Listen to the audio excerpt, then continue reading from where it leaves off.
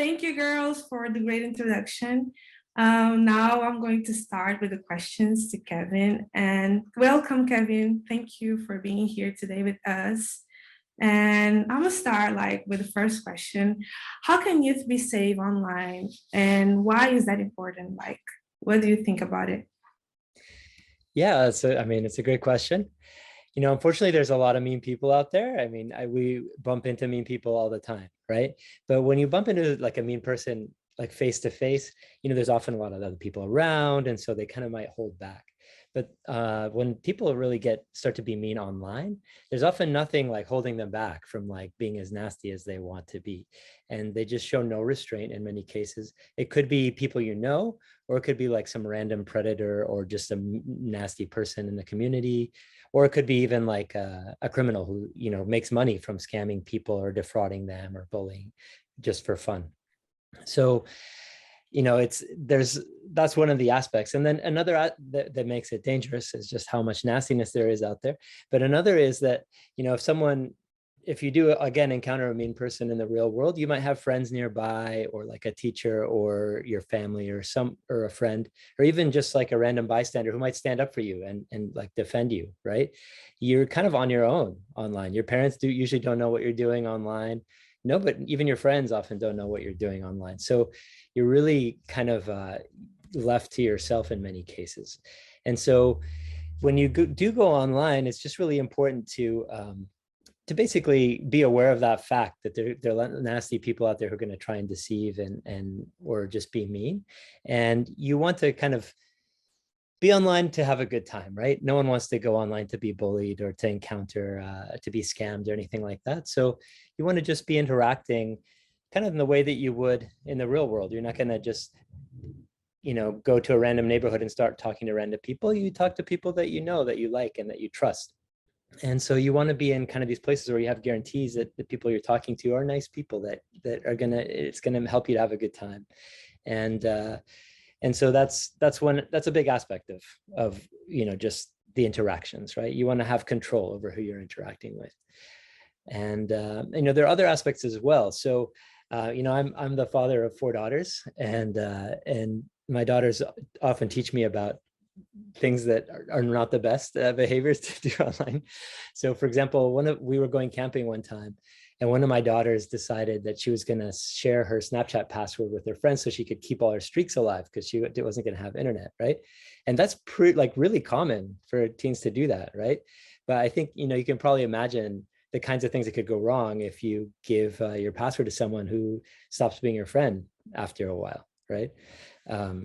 And then, and to make matters worse, a lot of teens, including my daughters, I think, they use the same password for everything. So, and so then by giving them the Snapchat password, she's giving them her password for her email and who knows what else, eventually for her banking accounts and stuff like that. So you want to keep your own things safe when you're online and private. And you also want to just make sure you're interacting with people you trust. I think those are 2 kind of really important aspects of being safe online. Wow, Kevin, thank you so much.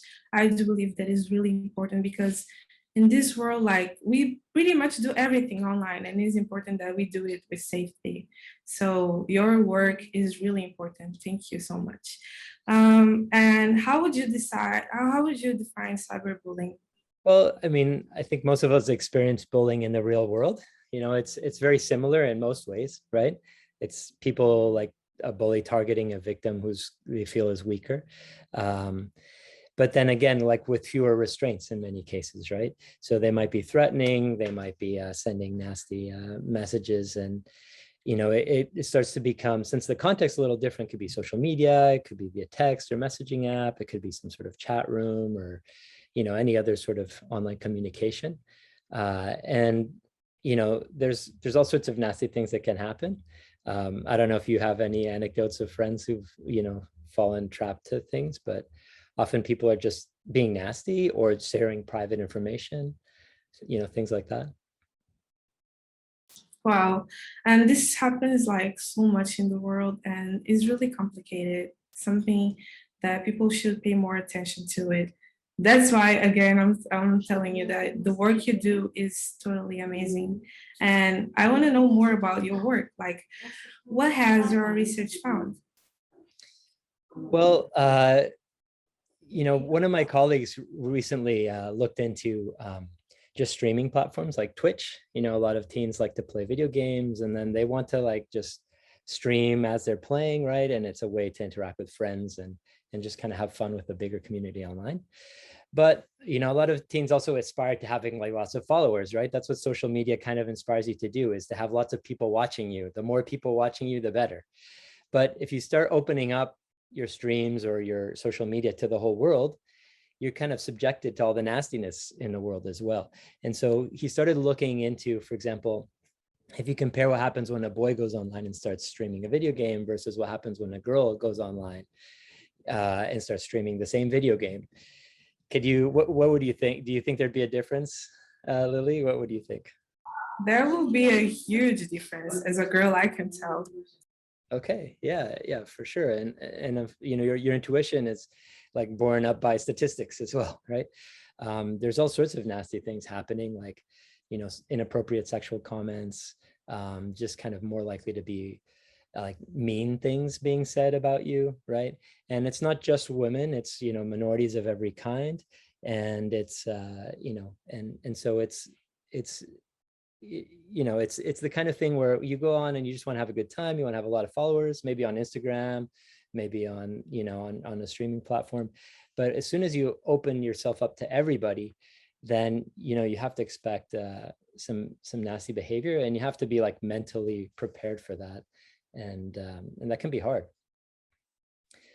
Other things we've done in our research is just kind of, there's a lot of super nasty things that people are doing to each other. So, people get, for example,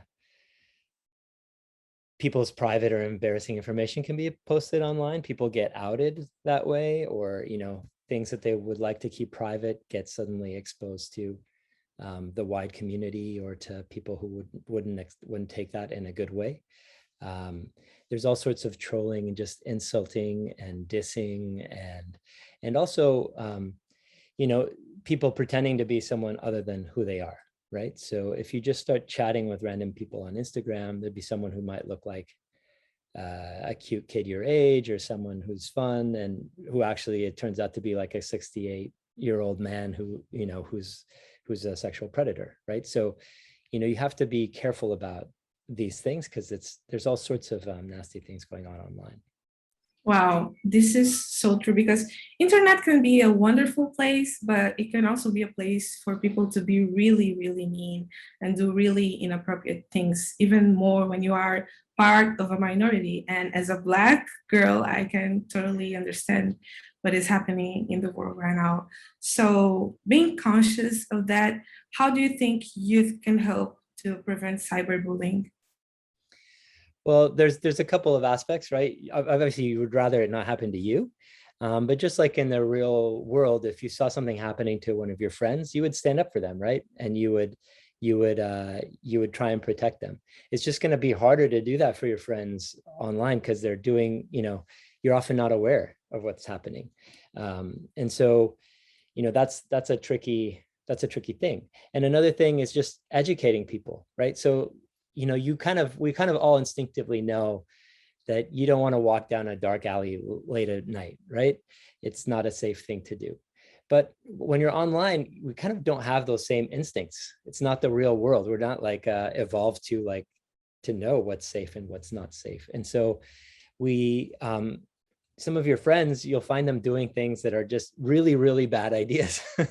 And you ought to be be willing to talk about things. And the things can really spiral out of control. And then if you look at statistics of the kinds of things that people do in the digital world, they're putting themselves at terrible risk in many cases. More than 1 in 5 teens report sending nude or semi-nude pictures to people online. You have no control over what happens after that, right? And 1 in 5 that's like a lot, right? And if you think about what the consequences could be, that's pretty scary. So in general, you want to just make sure that you would also be a good example, finally, right? don't be the bully, be kind, and don't share things that could hurt or embarrass people.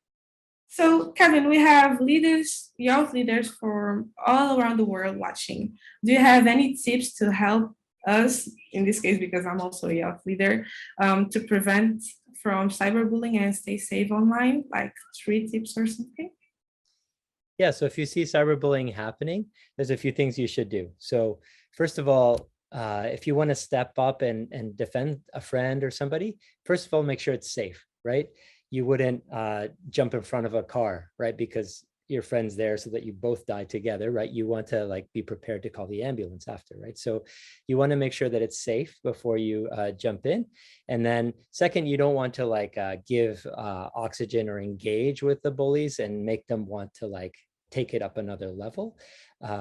So don't forward or respond to nasty messages.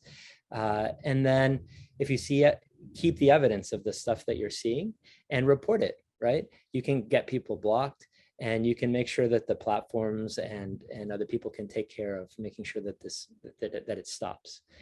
And finally, like, you know, if you know the person who's being bullied and you can stand up for them and support them, do that safely, you absolutely should do that too. Thank you so much for being a part of Girl Up Leadership Summit. And thank you for everybody that is watching right now. You guys are amazing. And see you next time.